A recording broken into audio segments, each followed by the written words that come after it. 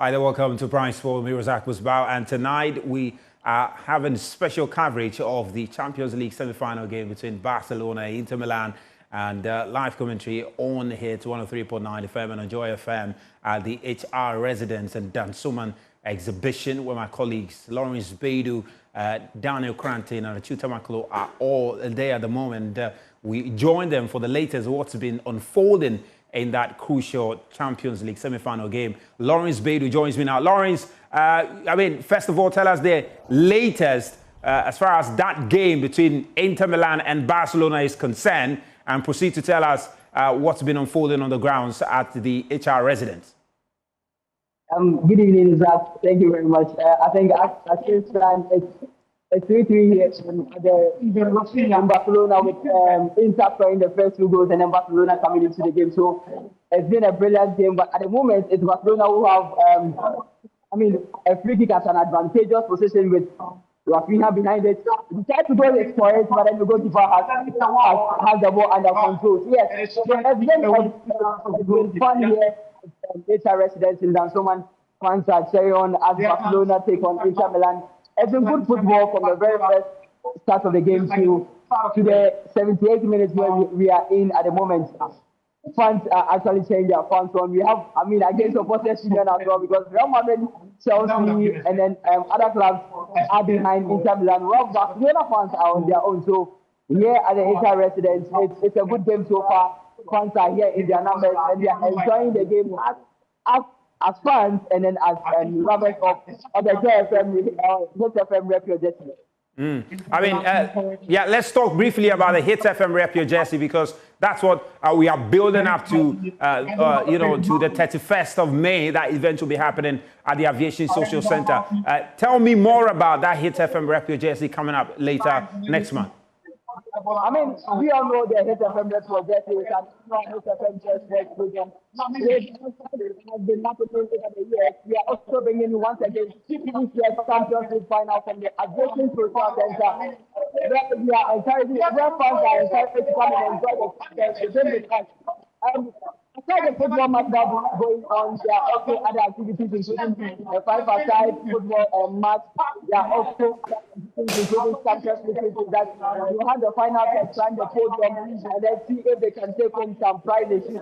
Among other activities that will be happening, it's happening at the Aviation Social Center on May 31. That is when the final of the Champions League will be played. At this time, we have 4 teams currently vying for a spot in the final. We have Barcelona, we have Inter Milan, we have Arsenal and PSG. Yesterday we saw Arsenal lose to PSG. At the moment, it's 3-3 between Barcelona and then Inter Milan, and they are all playing for a place in the final, where HFM and Joy Sports will be doing the HFM representation.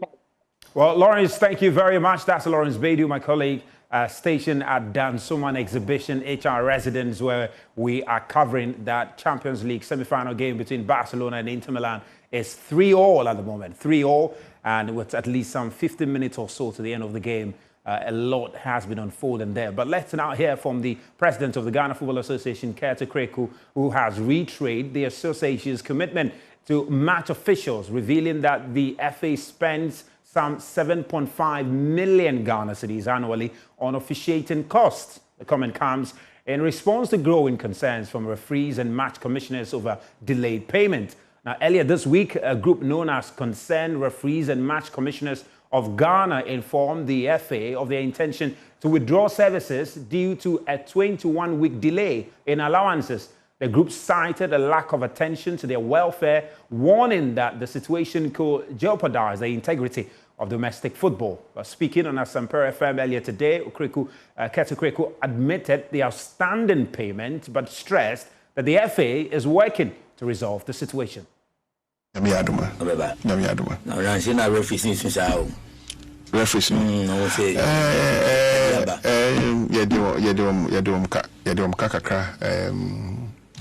I said, but we are working around the clock to fix it. To be honest, I say when I have finished serving and I'm gone, people, call for more football should always remember me for my honesty to them. Last year around this time, last year around this time, wow. This year, challenges because of non-payment by Startimes. And that has delayed or that has affected your cash flow. Having said that, I think we have a very good working relationship with all the referees and all our match officials, and the FA will not stop at working towards making sure sometimes people don't know the quantum of money FA you're spending on match officials. Don't forget Oba Premier League now, GFA NHL match officials, club no NCHA. Oba Division 1 na GFA NHA, Saka no GFA. Oba Women's Premier League GFA NHA. Oko regional level now, GFA contribute to 300,000 Ghana cedis towards the payment of officiating. Now, overall, no, in a year, GFA is spending 7.5 million Ghana cedis on match officials alone. Wow.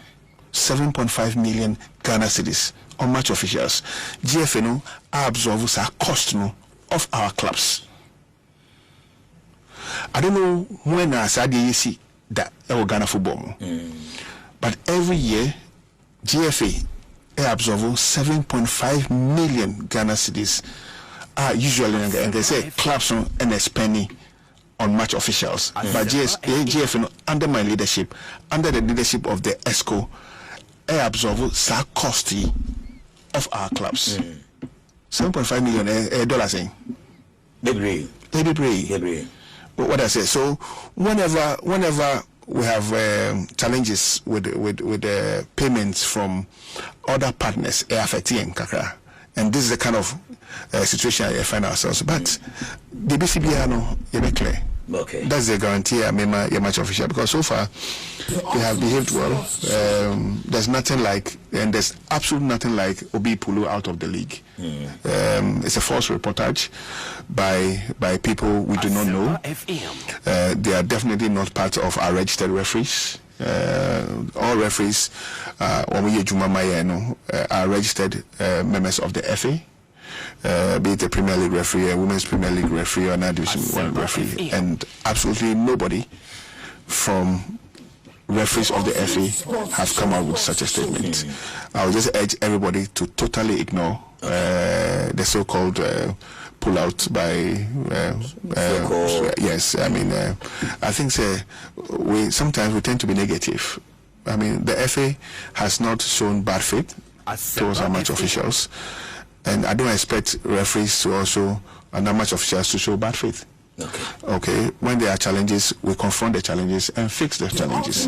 We are sure, say, if you your trust, I let an crown, they do me in Chianaka. Oh, sir. Me are sure. So, look, but still, so first is for us to admit, say, yeah, second is for us to give the assurance, say, we'll do whatever it takes to clear. Because so with him here, can say I always want people to judge me by what I say. And okay, my foremost Congress, me can say I want to pay referees every week. Every week. One more referees now back together, I'm say President FA pay every week. No problem, in 5 weeks in my yes. What I say, but the vision was to clear, giving the resources every week. Okay, in Tosha, like I said last year by this time, the referees cut, and the referees themselves will tell you, say, by the time your leagues, now are clear officiating fees. That is the vision. Is to make sure, say, we don't owe, because that's the only way we can empower the referees. Your relationship with STC to offer discounted fares for our traveling match officials is all part of the overall strategy of making life a lot more comfortable for our match officials.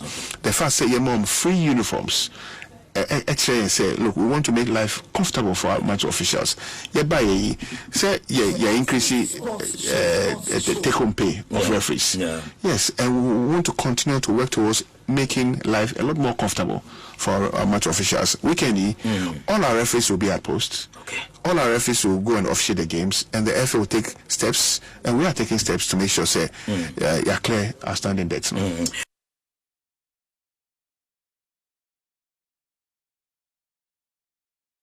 Now to the University of Ghana now, where they are set to host the 7th edition of the West African University Games. Over 40 universities from the zone are expected to participate in the event slated for October 1. My colleague Haruna Mubarak was there at the launch today and has more in this report. Having established itself as one of the top universities on the continent, the University of Ghana has been presented with another opportunity to further enhance its reputation. The university is set to host several institutions from West Africa for the Games, which commence on the 1st of October. Of the local organizing committee for the 2025 West Africa University Games.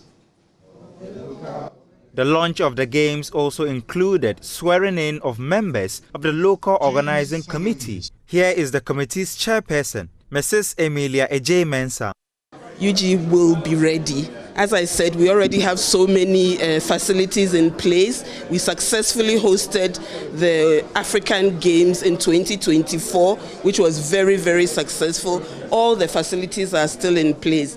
The various stadia, the various playing fields, the hostels for students, we are ready. But as we said during the launch, the games will not happen on their own, and we've put in place a very effective LOC. They are going to work hard. They've actually even started working already, and they are going to continue working hard to make sure that we deliver a very good games. This marks the second time Ghana is hosting such events. President of the West African University Sports Federation, Shaibu Ibrahim Tanko, explains the reason for the change in hosting rights. We're trying to shift the focus on one country because it's always in Nigeria. So this time around we said Ghana should take it. Maybe next time around we'll send it to Senegal or Cote d'Ivoire or Togo. So that is, how we play with the hosting of the games. With several disciplines to be contested and medals up for grabs, the Director of Sports at the University of Ghana, Dr. Austin Lugutera, is confident that his outfit will make a significant impact at the Games. We don't want to be selective. We want to participate in every sport. Since we are hosting, it will be a disadvantage to select. But very well, we have been champions in athletics, both at FASU Games and even at the University Games. We have always come out first, so that's always a plus. We're looking at the issues of the games: volleyball, basketball, football, table tennis, and the rest. We're just preparing ourselves, and in earnest, we've already started. Since we are hosting, we don't want to use the normal balance, host and win, but we'll host and excel.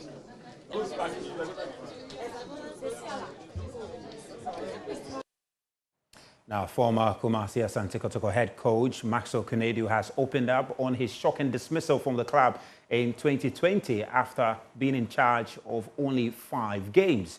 According to him, although the news came as a surprise to him, he was, however, confident that it was not going to have any impact on his coaching career.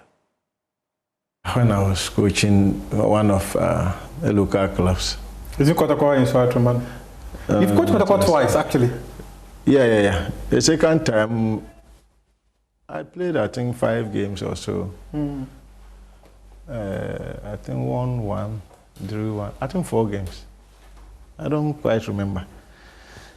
I won 1, drew 2, and lost 1. Yeah. That was it. And they came and said you should stop that job. They came to your hotel and asked you to stop. How did you take that news? Did it surprise you? Yes, it was a shock. That was the first time I was getting fired. I never, in my whole entire career, I never knew what that word meant till that day. How did you take that? Yeah, I took it in good faith. You know, that was the first time, but it was as a shock, but I handled it. And you had a very huge issue with them. They were asking for their car. You were also asking for money. No, you see, you see, another thing I think I have to correct here is they were not asking for the car and I was asking for whatever. You see, when that thing happened, the CEO called me back to come and coach the team. And I said, you gave me a letter when you were firing me. So if you want to re-employ me, write another letter. But he just verbally told me to join the team. We were going to Medium or somewhere after beating the team in Dawu. Yeah, we played at where Dreams used to play. Yeah. Yeah, and I think it was a Wednesday match. It was against Medium. He asked me to join the team. I said, no, you have to give me a letter again. But that letter never came. But were you willing to rejoin the team? If he had written the letter, I would have joined. So that means that you needed a letter withdrawing the sack. So that means that you've been re-engaged. Is it different terms or the same? Yeah, that is the normal thing. You fired me with a letter. So if you want to re-employ me, give me a letter that you have decided to re-employ me. Or change your decision. That's an interesting one. And also there was the national team too, the Black Stars. You've been in let me finish this one. And I heard it out there that I didn't want to bring the car or yes. The case was pending. And I told them the car, I will not, what am I using the car for? You take Kotoko's car. I think that car was even, given to us by Mr. Kofi Aban, yeah. So there was no way I could take the car that I'm not returning. But the supporters did well. They did well? Yeah, the supporters did well. Damenya paid the money. He paid. What he gave me was nowhere near the full amount. But that act alone, the little that he did, the rest I didn't ask them, the rest I didn't pursue it. I left it like that till today. Damanya paid you? Damanya who paid. Or let's say he made part payment though. Yeah. He made part payment? Yeah. Oh wow, that was a good one. So I went to the then CEO with Damanya to hand the keys to him. Wow, I see. Damanya took me. We even went and watched Kotoko's game, or was it some game like that at the Accra Sports Stadium? From there, we called the CEO and went and handed the key to him with the supporters. Oh, that's interesting. Then the supporters stepped in and had the issue resolved. And the national team too. You mind the national team too twice. You were there twice. What happened in Cameroon? Well, we'll continue with the conversation on what happened in Cameroon in our subsequent bulletins, because that's what we have for you on Prime Sports tonight. When Mirazak was back. We've got more stories for you on myjoyonline.com. However, in the game between Barcelona and Inter Milan, they had ended 3-3, and all will be up to play for in the second leg, which will take place in Italy come next week, Tuesday. And Arsenal will also travel to France to play Paris Saint-Germain on Wednesday. Have a lovely night.